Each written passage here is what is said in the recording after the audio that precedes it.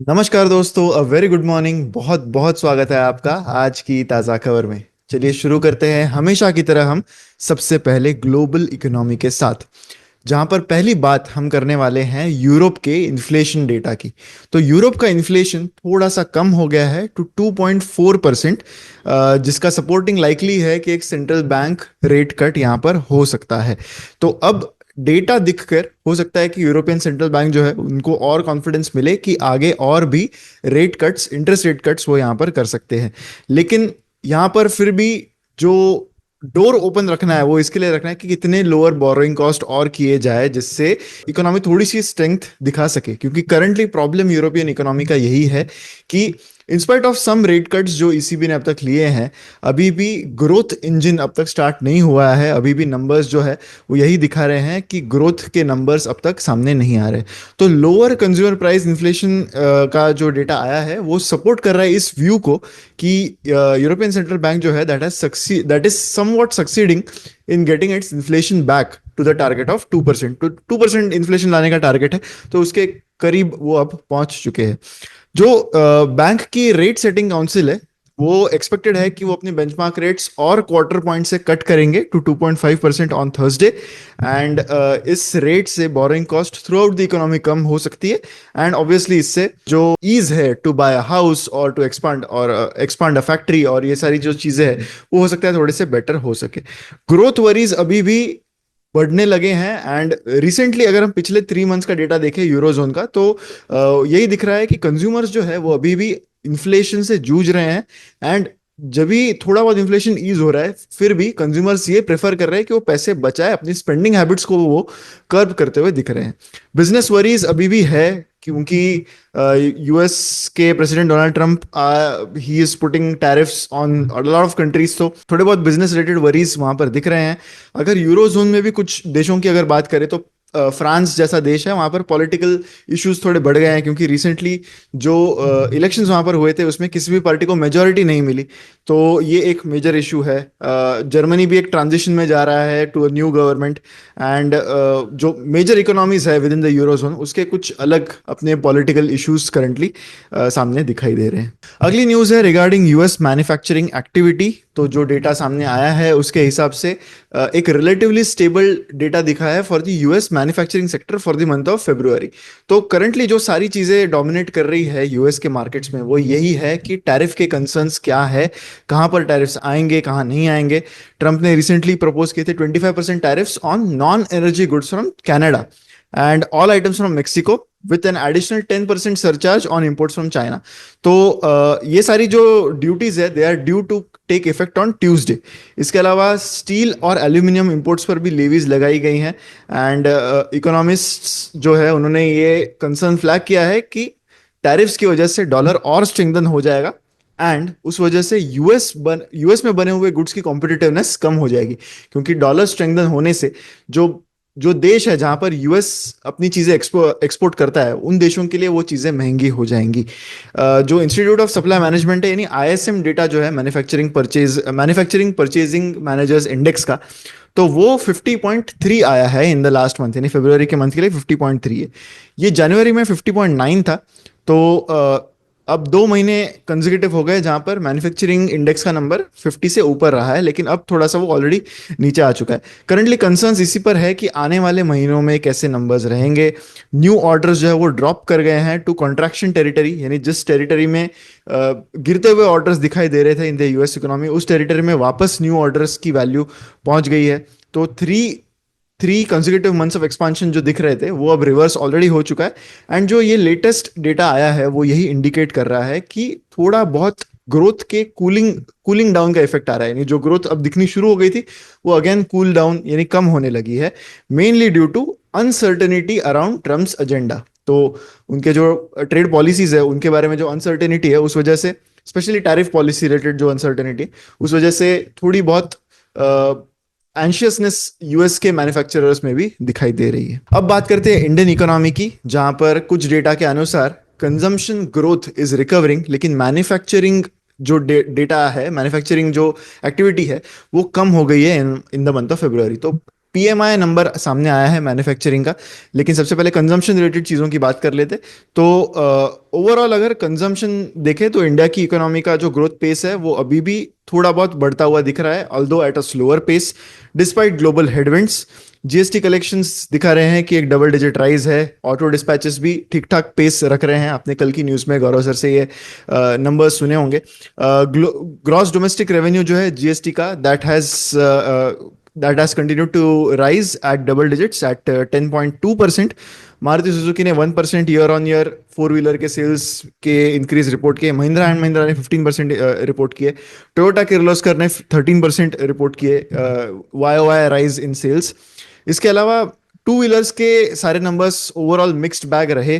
TVS motors में 10% का growth दिखा, लेकिन हीरो मोटोकॉर्प के सेल्स गिर गए हैं 17%।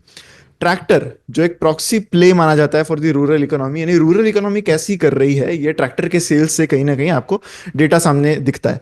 तो उसमें एक्सकॉर्ट्स कुबोटा जो एक मेजर कंपनी है यहाँ पर, उन्होंने एक अच्छा नंबर दिखाया है of 11% year on year growth. तो ओवरऑल ये सारे डेटा रहे। मैन्युफैक्चरिंग पीएमआई की अगर बात करें तो ये एक कंसर्न दिखा रहा है डेटा, एंड डेटा के मुताबिक 14 मंथ लो पर मैन्युफैक्चरिंग पीएमआई पहुंच गया है टू 56.3।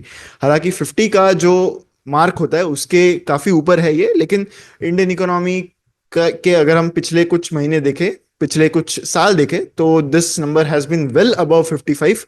तो अब वो 56.3 पर पहुंच गया है। इंडिया की जीडीपी को 7.6% से ग्रो करना पड़ेगा इन द फोर्थ क्वार्टर, अगर फुल ईयर का जो एस्टिमेट था ऑफ 6.5% वो अचीव करना है तो। क्योंकि फर्स्ट क्वार्टर में 6.5% का ग्रोथ था, सेकंड क्वार्टर में 5.6% का, एंड 6.2% का थर्ड क्वार्टर में। ये जो ग्रोथ एस्टिमेट आया है उसके हिसाब से ये सारे नंबर्स सामने आए। अगली जो न्यूज है that is about private banks being more successful than PSU banks in attracting deposits. तो ओवरऑल बैंक्स को अगर हम ओवरऑल इकोनॉमी में देखें तो they have been struggling with slower deposit growth. ये जो डिपॉजिट लाइबिलिटी साइड होता है बैंक का, तो वो ग्रो करने के लिए banks are currently in a struggling phase, and इस वजह से क्रेडिट ग्रोथ को ना देखते हुए सारे analyst are looking at deposit growth. क्योंकि डिपॉजिट ग्रोथ अगर अच्छी होगी तो ही आने वाले साइकिल में क्रेडिट जो है वो बैंक अच्छे से दे पाएगा। तो ये जो इंक्रीज इन गैप है बिटवीन डिपॉजिट्स एंड क्रेडिट, इससे ही एक असेट लायबिलिटी मिसमैच आती है। अगर नंबर्स देखें तो प्राइवेट बैंक्स में आईडीएफसी फर्स्ट बैंक ने अराउंड 29% का ईयर ऑन ईयर ग्रोथ दिखाया है डिपॉजिट्स में इन Q3, जबकि CSB bank, Catholic Syrian bank ने 22% का दिखाया है। डीसीबी बैंक, बंधन बैंक, ये सारे बैंक्स ने अच्छे डिपॉजिट ग्रोथ दिखाए। वहीं पर पीएसयू बैंक्स में, जहां पे Punjab national bank, bank of India, bank of Maharashtra, bank of Baroda जैसे जो बैंक्स आते हैं, they have only shown a little over 10% growth in deposits. तो लोअर डिपॉजिट ग्रोथ की वजह से इस फिस्कल में ये हुआ कि अब पीएसयू बैंक्स ने डिपॉजिट का मार्केट शेयर थोड़ा सा लूज किया है by 10 to 70 basis points as per a report by IIFL capital.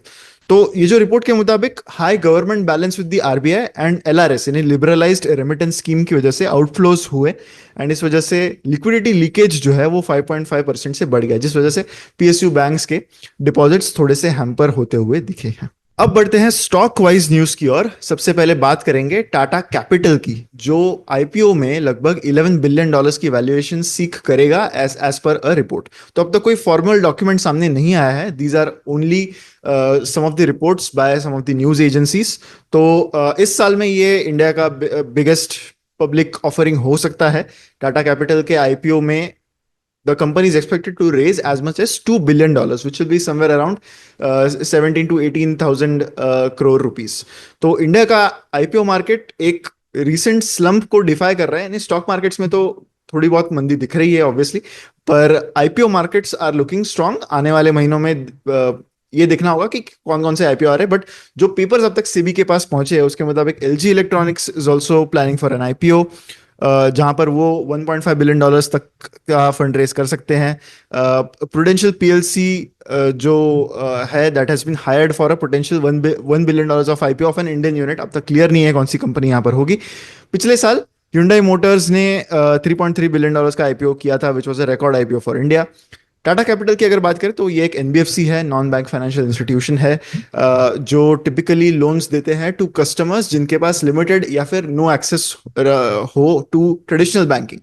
और ये मुंबई बेस्ड टाटा कैपिटल जो है, they have more than 900 branches across the country. अगली न्यूज है about the centre granting Navratna status to IRCTC and IRFC.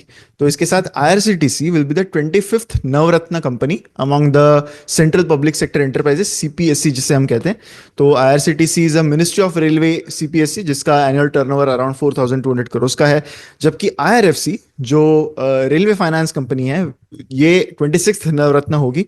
And mainly जो ये status है Navratna status, that is awarded to public sector undertaking, PSU companies को दिया जाता है जिनके exceptional market and financial performances हो उनके लिए।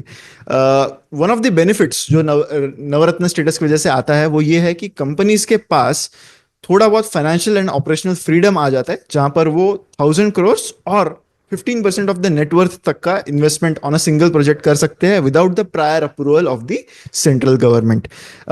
ये सारे कंपनीज अलायंसेस भी क्रिएट कर सकते हैं एंड सब्सिडरीज भी बना सकते हैं, जॉइंट वेंचर्स भी कर सकते हैं। अदर नवरत्न firms include companies like Bharat electronics limited BEL, Hindustan aeronautics limited HAL.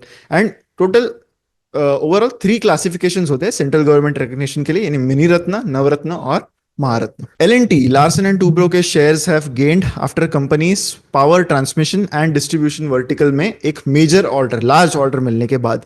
तो ये अनाउंसमेंट आई उनके power transmission and distribution PT&D division में, जहां पर they have one orders between 2500 crore and 5000 crore in India and abroad. तो काफी सारे ऑर्डर्स यहाँ पर मिले हैं। एंड लार्सन एंड टूब्रो जो है वो 2500 एंड 5000 करोड़ के ऑर्डर्स के बीच जो ऑर्डर्स मिलते हैं उनको लार्ज ऑर्डर्स ये क्लासिफिकेशन देते हैं।